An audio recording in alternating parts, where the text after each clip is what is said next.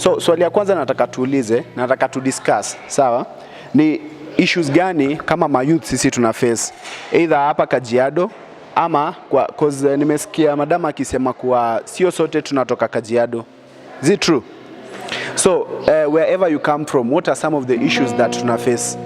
Sometimes my point is HIV ends. Like for example, if somebody was born HIV positive, so when that person is young, the parent is taking care of that person.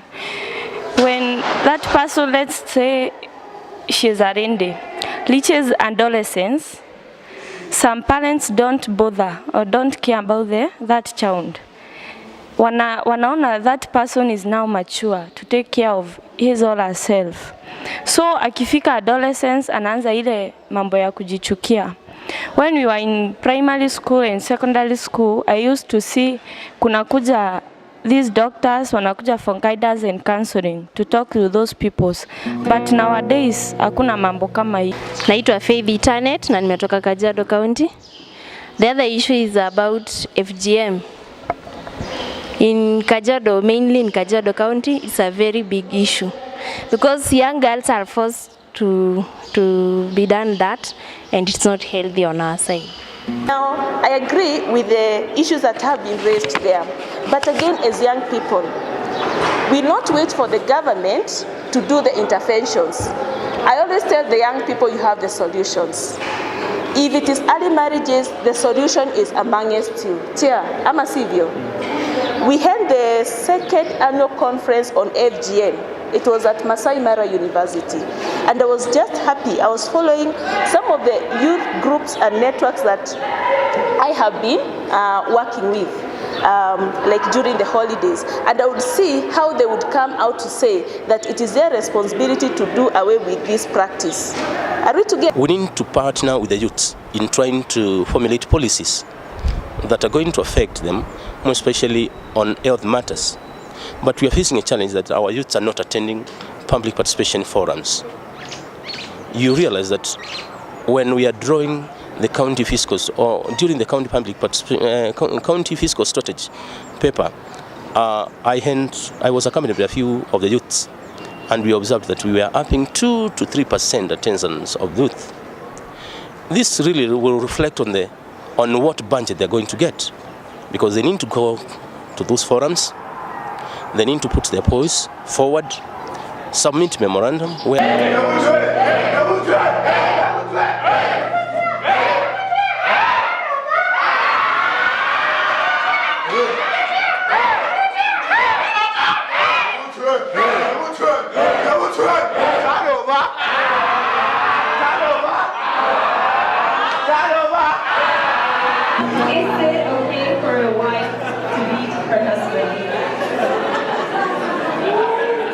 personally think the issue of fighting and beating each other, why do people get into marriage? To make kids and to have a family. If you feel like you want to fight, there's wrestling, there's boxing, there's UFC, there's MMA, people fight there. And if you feel like you're a woman, there's a section for ladies where ladies fight, men fight. If you want to prove yourself as a man, walk up and meet someone like Mayweather, Mike Tyson, go fight those guys. And maybe, if I might say, people agree on fighting. When the question was asked on mental health, they were standing right there. I don't know. Maybe that's the cause. Thank you. Young people, when they engage in sexual activities, they are more concerned in preventing pregnancy than protecting themselves from acquiring STIs. Maybe, like youths love sex. And everyone loves enjoying sex. So they love the sex, but they don't love the pregnancy, they don't love the STI. So for me it's maybe. They don't love pregnancy. My name is Elizabeth Wanjiko. I'm an actress at Legend Film Arts. And today we had a play that was concerning the youths and how they are supposed to use the contraceptives to prevent them from early pregnancies and also prevent them from the infection of STDs and STIs.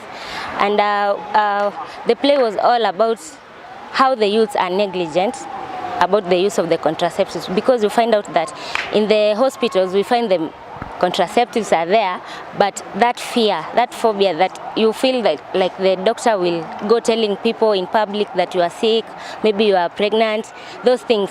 Now the youth they fear.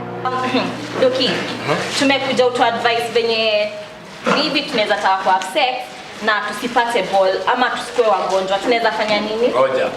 Ati mmekuja ni wa advice. Msingi hapa mliona imeandikwa? Sini hospital na doctor. Mliona imeandikwa hapo we advise people. Lakini si I guess if any part of your work. My friends, if you want advice, go to your parents. I'm not here to advise you, I'm here to treat, okay? But you know prevention is better than cure. If you know that, why are you coming here? Kind of. Listen. Unajua nyinyi wasichana wa siku hizi mnaona mmemea tu vitu huku, sasa kazi mnafikiria tu ni sex, eh? Lakini tunaelewa age. Hebu venye mlikuja, hebu endeni, sitaki kuwaona hapo, angalie. Endeni. Asante. Ladies and gentlemen, it gives me great pleasure to be part of this important event on a matter of national importance, the first ever Devolution Youth Caravan. This is a unique and creative approach to collect and amplify young people's voices and have them meaningfully engaged in the devolution agenda. Since the inception of devolution, several achievements have been made in Kenya, universal health coverage being one of them. The government is committed to bringing access to affordable quality health care for all. Health is one of the big four agenda through the ambitious rollout of universal health coverage. This is an opportune time to make greater strides in placing young people at the forefront of the health agenda. Yeah.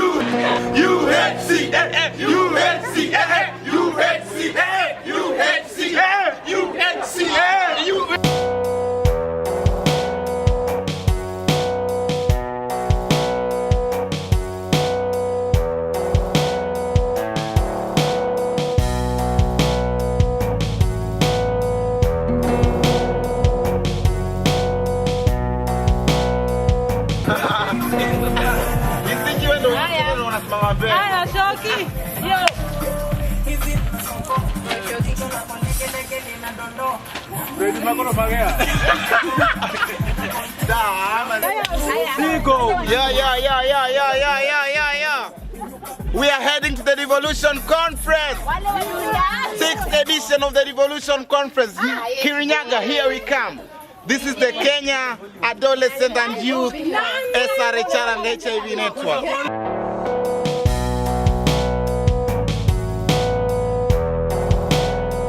My name is Monica Wandia Kimani, and I work in Kiambu County, specifically in Kiambu sub-county, in Thika sub-county, as the sub-county reproductive health coordinator.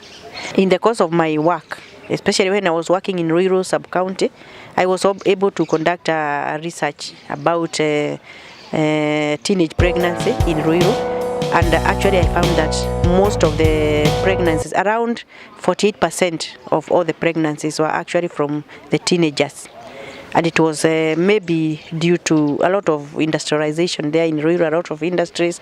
Many people are working there with their young families, and a lot of pregnancies actually, those who are accessing our antenatal clinic in rural sub-county, they were actually, most of them were the teenagers. And it was actually a big concern, and that is why today I would request our county government to facilitate the construction of a youth-friendly unit. The things that I would really want to point out as a nurse offering youth-friendly services in Nyeri County is that, one, we have a standalone youth clinic based at Mount Kenya Hospital grounds. The clinic is the only one and its kind of a standalone youth-friendly clinic. But we have a little bit of challenge because, one, being the only nurse working there, I need to mobilize the youth to know that the clinic is there, and I also need to offer the service. And the days allocated for that are only 3 days in a week, which means for 3 days I have to provide the service, and still I have to mobilize the youth. My name is Violet Mbiti, and I'm the co-chair of the Kenya Adolescent and Youth Sexual Reproductive Health Network. that comprises 36 organizations from 12 counties in Kenya.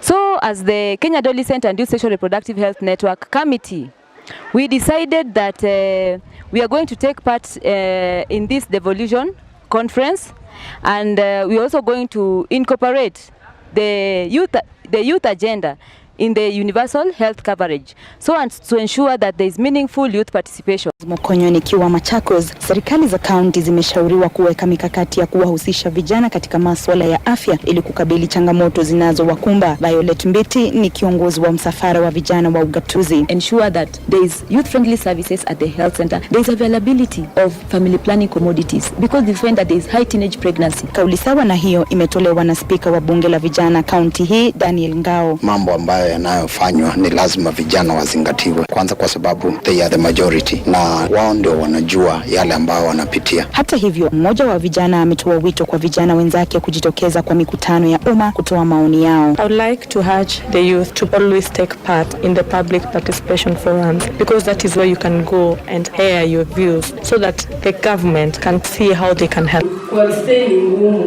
Na ukifikiri kuhusu maisha, hebu fikiri na haya pia.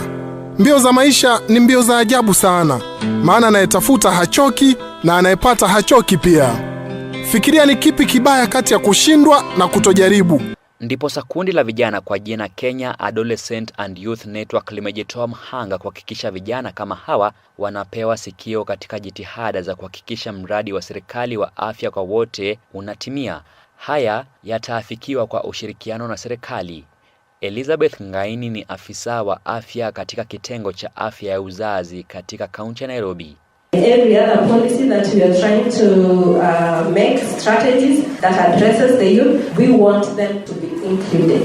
We want meaningful engagement, and we are also talking to the youth to take their position. Henrik Sobuchunju, Pamoja FM. So Ms. Lynette, the Kenyan youth have formidable interaction with technology. And in what ways can the tech-savvy potential of Kenyan youth be used in the delivery of universal health coverage? Last week, for the last 2 weeks, together with the Ministry of Health, we were going around in a caravan, written the Devolution conference, and we wanted to know what is the space of a young person and adolescent in the UHC package. To be specific, we are talking about sexual reproductive health and youth is mostly about prevention. And in the prevention phase, we are talking about information. As we are speaking, probably Professor mentioned, last year a lot of our girls did class 8, and class 8 is an adolescent, Form 4 is an adolescent. They did their KCSE while pregnant. And as we are speaking, there used to be programs where people go to school to teach them maybe basics on sexual reproductive health. That one was scrapped off. But there was no mechanism to maybe bridge the gap on the kind of information they were getting, which might have contributed to the kind of figures we saw last year. So the young person is saying, we are techno-savvy. Why can't the ministry even have a package that is on an app where we get information about sexual reproductive health? Why can't we even have a toll-free line? I was just sharing with one of our colleagues where even our young boys, they can have STI. But for fear, for lack of information and everything, they sit with it until when the private part is almost chopping off, that's when they present to a facility. It means we skipped the information part, we are not investing in it, and we can do something as simple as a toll-free line and a provider who can provide accurate information.